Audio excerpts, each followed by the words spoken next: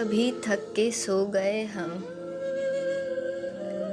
کبھی تھک کے سو گئے ہم، کبھی رات بھر نہ سوئے، کبھی ہنس کے غم چھپایا، کبھی منہ چھپا کے روئے۔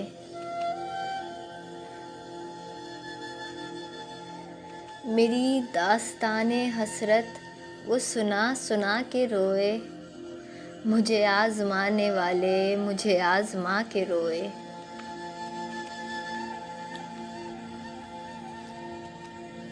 شب غم آپ کی بیتی جو سنائی انجمن میں، کئی سن کے مسکرائے، کئی مسکرا کے روئے۔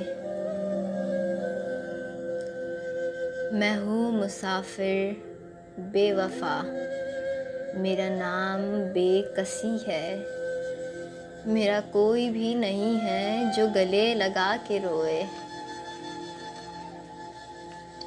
میرے پاس سے گزر کر میرا حال تک نہ پوچھا، میں یہ کیسے مان جاؤں کہ وہ دور جا کے روئے۔